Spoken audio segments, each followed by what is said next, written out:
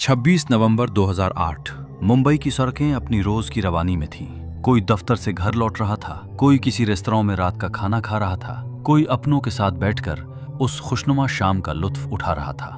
Taj Mahal palace hotel की lobby में रोशनियां जगमगा रही थीं। लियोपोल्ड कैफे में हंसी चिठोली का माहौल था। छत्रपति शिवाजी टर्मिनस पर हजारों यात्री अपनी अपनी गाड़ियों का इंतजार कर रहे थे।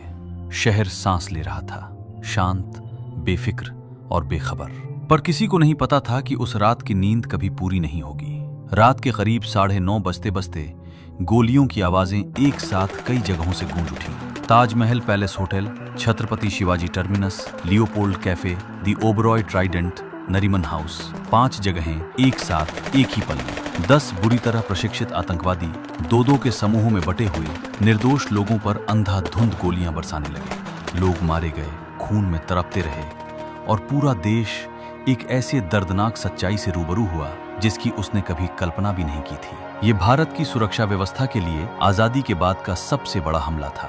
पर ये 10 लोग आए कहां से थे, भारत में कैसे घुसे और इस पूरी साजिश को किसने बुना था? इसके लिए हमें उस रात से कई महीने पीछे जाना होगा। ये 10 लोग कोई आम लोग नहीं थे। इनमें सबसे कम उम्र का था महज 21 साल का।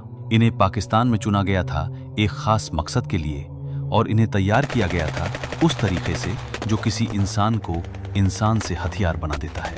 पहला काम था इनके जहन को तोड़ना। इस्लाम के नाम पर, जिहाद के नाम पर इनके दिमाग में जहर भरा गया।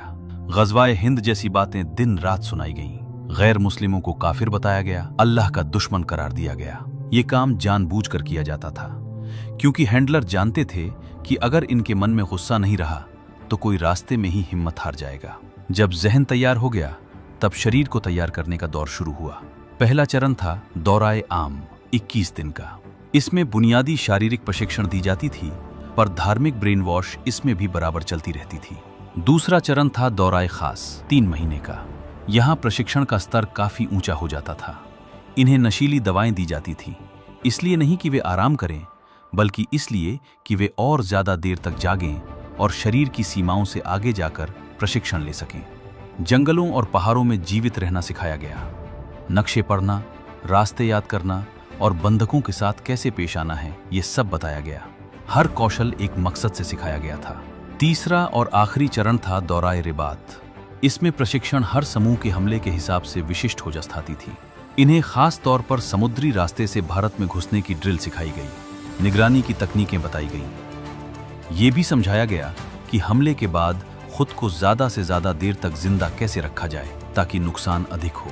इस चरण के बाद जो बाहर निकला वो एक पूरी तरह तैयार आतंकवादी था जो जानता था कि हमला कैसे करना है, जीवित कैसे रहना है और मर कैसे जाना है। फिर वो दिन आया। ये लोग पाकिस्तान से निकल पड़े, समुद्री रास्ते से, क्योंकि ये सबसे कम नजरों में आता था। एक नाव में सवार हुए जिसमें AK-47 राइफलें, ग्रेनेड, सैटेलाइट फोन, GPS उपकरण और सूखे मेवे व बुनियादी सामग्री लदी थी। नाव को ऊपर से इस तरह सजाया गया था जैसे किसी आम मछुआरे की हो, ताकि दूर से देखने पर किसी को संदेह न हो। भारतीय और पाकिस्तानी समुद्र के बीच के पानी में पहुंचते ही इन्होंने कुबेर नाम की एक भारतीय मछली पकड़ने वाली नाव को अगवा कर लिया। अपना सारा सामान और हथियार उस नाव में डाल दिए। बाद में जांच में पता चला कि इन्होंने कुबेर पर सवार सभी लोगों को मार डाला, सिर्फ एक को छोड़कर। वो था नाव का कप्तान। उसे इसलिए जीवित रखा गया था क्योंकि उसे नाव चलानी थी। जब मुंबई का किनारा नजदीक आया उसकी भी जरूरत खत्म हो गई और कप्तान भी मार दिया गया। किनारे के करीब पहुंचकर कुबेर को छोड़ दिया गया और एक छोटी डिंगी नाव का इस्तेमाल करके ये 10 लोग मुंबई के कोलाबा इलाके में उतरे। ये जगह जानबूझकर चुनी गई थी। यहाँ से उनके सभी निशाने करीब थे। हैंडलर को सूचना दी गई कि वे पहुंच गए हैं।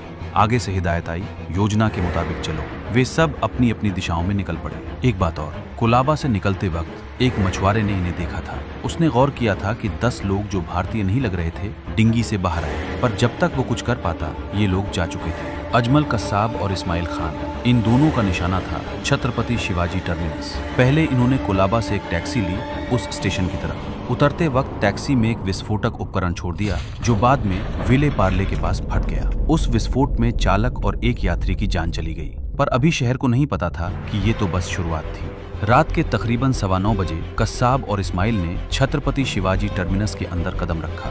मुख्य हॉल में रुके, धीरे से राइफलें निकाली, पत्रिकाएं जोड़ी और फिर एक पल में वो हुआ जो उस भरे पूरे स्टेशन ने कभी नहीं सोचा था। टिकट खिड़कियों पर खड़े लोग प्लेटफॉर्म की तरफ भागे, प्लेटफॉर्म पर बैठे लोग बाहर की तरफ भागे। कोई नहीं जानता था कहाँ जाए, क्योंकि गोलियां चारों तरफ से आ रही थी। लोग गिर रहे थे, लोग चीख रहे थे, भगदड़ में कुचले जा रहे थे और ये दोनों आगे बढ़ते रहे प्लेटफॉर्म की तरफ, जहां लोग और भी ज्यादा थे। जैसे ये कोई खेल हो उनके लिए, जैसे एक भी पल जहन में ये ख्याल ना आया हो कि ये जिंदगियां हैं। और कसाब वो हंस रहा था जोर जोर से, जैसे उसे कोई फर्क ही ना पड़ रहा। 20 मिनट के भीतर वो दोनों वहां से निकल गए, पीछे छोड़ गए 58 लाशें और 100 से ज्यादा घायल, सिर्फ 20 मिनट में।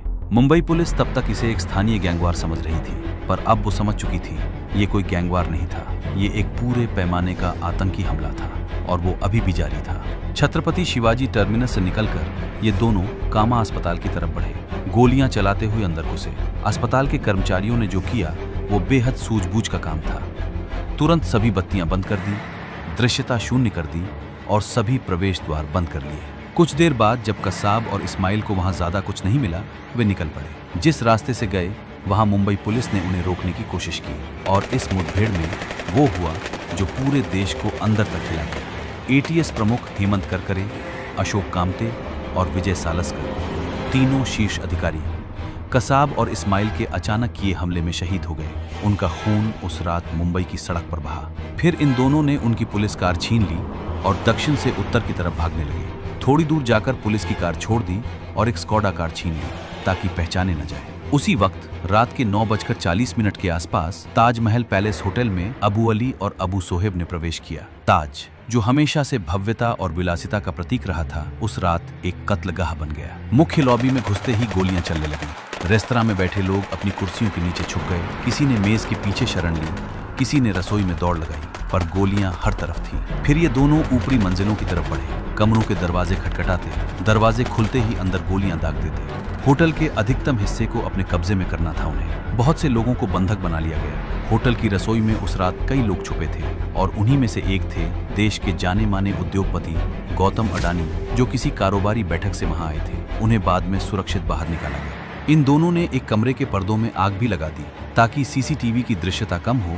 और वे जितनी देर हो सके उतनी देर वहां टिके रहे। 31 निर्दोष नागरिकों की जान गई ताज में। ये सब करते हुए आतंकवादियों के हैंडलर पाकिस्तान से बैठकर हर खबर इन्हें दे रहे थे। समाचार चैनलों से जानकारी उठाकर सीधे सैटेलाइट फोन पर, कहाँ पुलिस पहुंची, कहाँ रास्ता खुला है, कहाँ और लोग छुपे हैं, सब कुछ। जब राष्ट्रीय सुरक्षा गार्ड एनएसजी की टुकड़ी ताज पहुंची तो सबसे पहले होटल का नक्शा मांगा गया। ताज की भूल भुलैया जैसी संरचना में हर कमरे तक पहुंचना एक अलग चुनौती थी।